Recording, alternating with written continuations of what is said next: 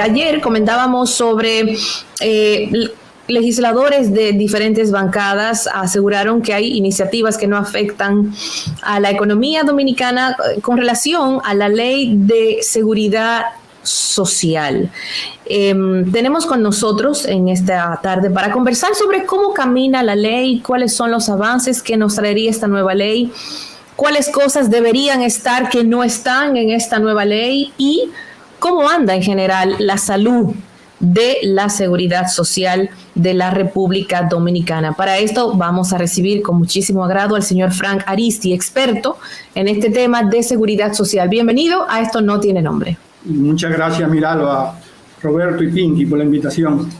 Estoy para servirle. Muchísimas gracias, don Frank. Vamos primero a explicarle a nuestra audiencia. Nuestra ley de seguridad social está sufriendo transformaciones en este momento.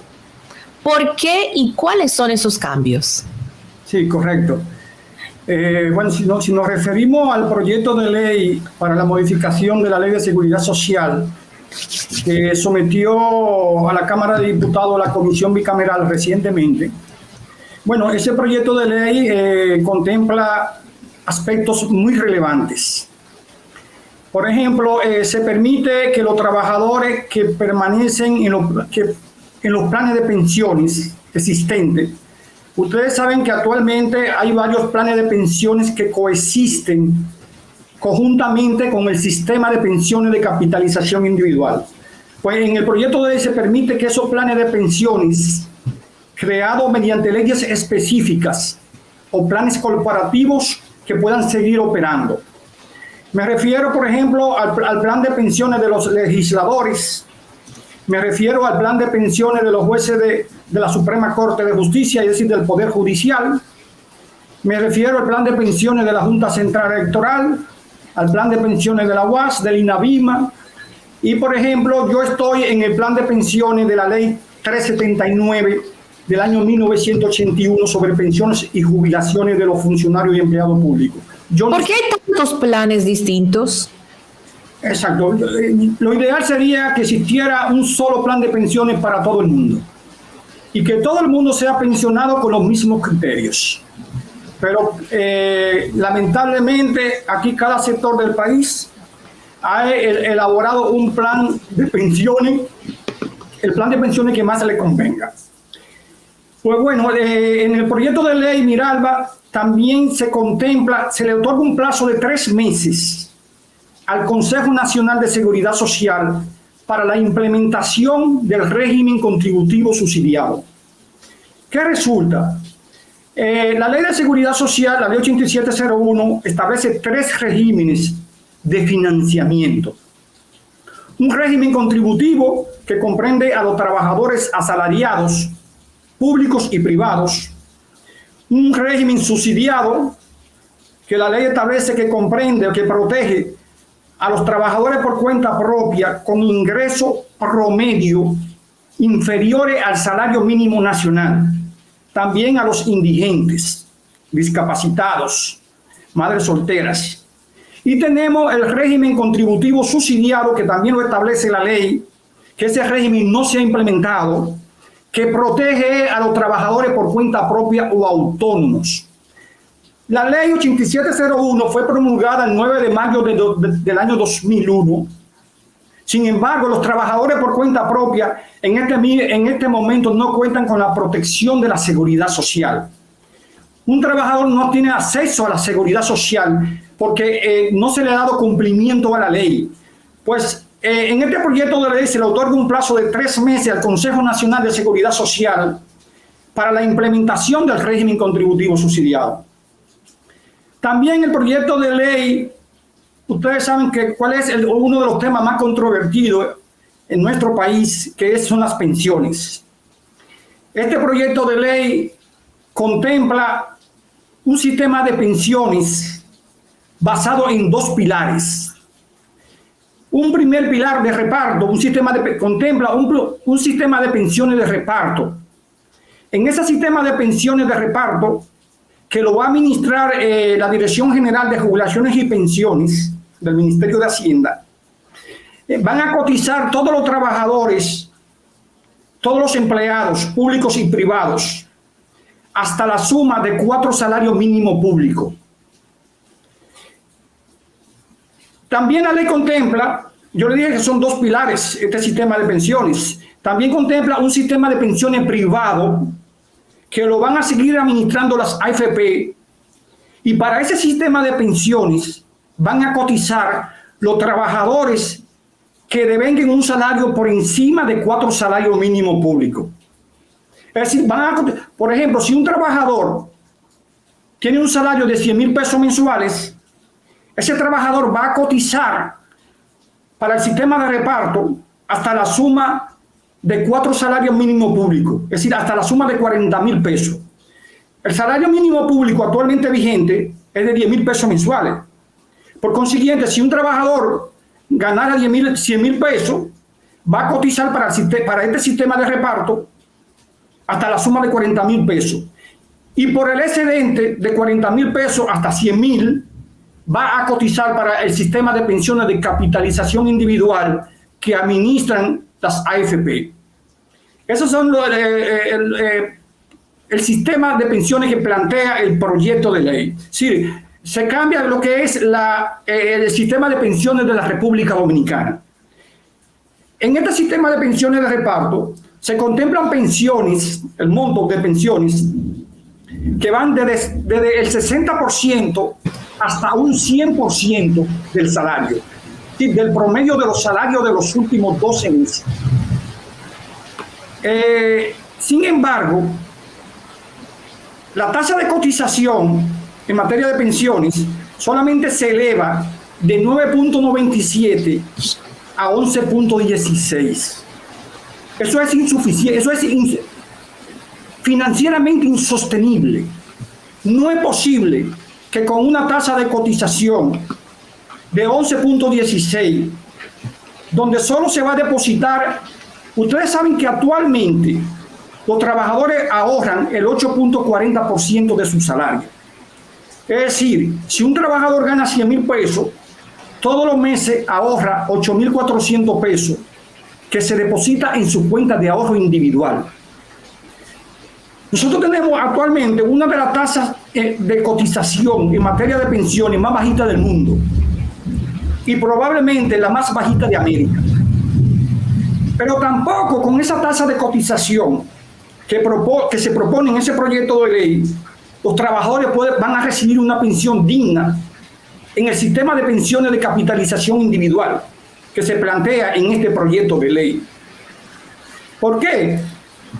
Según los estudios que se han hecho, en el sistema de pensiones de capitalización individual, para que un trabajador pueda recibir una pensión por lo menos equivalente al 60% de su salario al momento de su retiro, tiene que ahorrar mensualmente el 14.3% de su salario.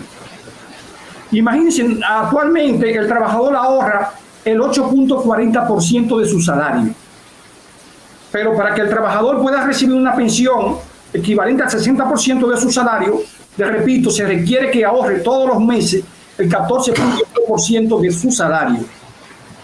Entonces, definitivamente que ese sistema de pensiones que se propone en ese proyecto de ley, que está contemplado en ese proyecto de ley, es insostenible financieramente, con esa tasa de cotización que han establecido de un 11.16%.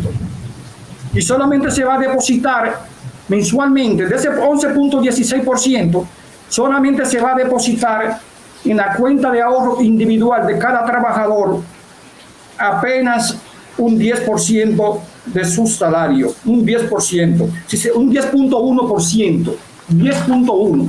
Si el trabajador gana 10,000 pesos, va a ahorrar todos los meses 1.100 pesos. Si el trabajador gana 100,000 pesos, va a ahorrar todos los meses 10,100 pesos. Pero con eso es imposible que un trabajador, después de cotizar 30 años y al cumplir los 60 años de edad, pueda recibir una pensión digna. Ustedes saben que se comenta que con el sistema de pensiones que administran actualmente las AFP, es decir, el sistema de pensiones de capitalización individual que tenemos, cuando el trabajador se retire, luego de cumplir 30 años de cotización y 60 de edad, muchos comentan que lo que va a recibir es van a recibir una pensión equivalente al 22, al 25% de su salario. Yo he hecho algunos ejercicios y he podido verificar y comprobar que en este sistema que tenemos actualmente, luego de 30 años de cotización y haber cumplido 60 años de edad, los trabajadores van a recibir una pensión equivalente al 35.3% de su salario, 35.3%. Pero todavía es insuficiente. El convenio 102 de la OIT sobre normas mínimas en materia de seguridad social establece como pensión mínima que deben de asumir los estados por lo menos el 40% como tasa de reemplazo, ¿sí? El 40% del salario.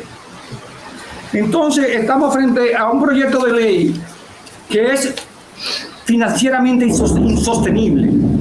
Para que sea sostenible hay que modificar la contribución, esa tasa de cotización.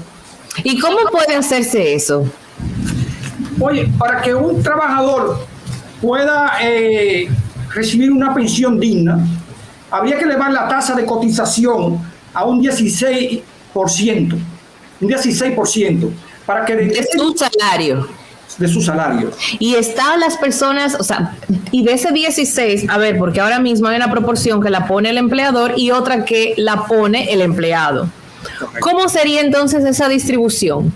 Sí. Porque yo me imagino, es como un círculo vicioso. Todos queremos mejores pensiones, pero entonces usted va a querer entregar más de su salario cada mes. ¿Está dispuesto su empleador a aumentar lo que ella da? O sea, ¿cómo salimos de ese empantanamiento? Sí, la ley establece que el 30% de la cotización lo pagan los trabajadores y el 70% lo paga el empleador. Por ejemplo, actualmente nosotros tenemos una tasa de cotización en materia de pensiones de 9.97% del salario. De ese 9.97%, el 2.87 lo paga el trabajador y el 7.10 lo paga el empleador para un 9.97. Ahora, si elevamos la tasa a 16 y pico, el 70% de ese 16, de esa tasa de 16 lo va a pagar el empleador. Estamos hablando de 11 puntos y pico va a pagar el empleador y el trabajador un 5 puntos y pico. Es decir, que se distribuye la tasa de cotización. El 70% a cargo del empleador, tal como lo establece la ley, y el 30% a cargo del trabajador. Claro, tiene que haber una contribución real del empleador y del trabajador. Es necesario, si queremos tener un sistema de pensiones fuerte, financieramente sostenible, es necesario elevar la tasa de cotización. En Colombia, mirarlo, la tasa de cotización es un 16% en Colombia. ¿Es igual a un régimen de capitalización individual? Ellos tienen un sistema mixto. Ok. Sí, tienen un sistema de pensiones de reparto que lo administra el Estado, un sistema de pensiones de capitalización individual que lo administran las AFP. Entonces, pero para ambos sistemas, la tasa de cotización es un 16%. Y de ese 16%, el trabajador ahorra mensualmente el 12% de su salario. Sí, se deposita, los trabajadores que están en las AFP en Colombia, todos los meses ahorran el 12% de su salario. Nosotros nada más ahorramos el 8.40% del salario. Por eso se requiere, y un 12 todavía es insuficiente, mirad, un 12. De ese 16 y pico por ciento que nosotros hemos verificado que debe de establecerse como tasa de cotización en materia de pensiones, el trabajador debe ahorrar el 14.3% de su salario para que a la hora de su retiro pueda recibir una pensión digna, equivalente por lo menos al 60% del salario.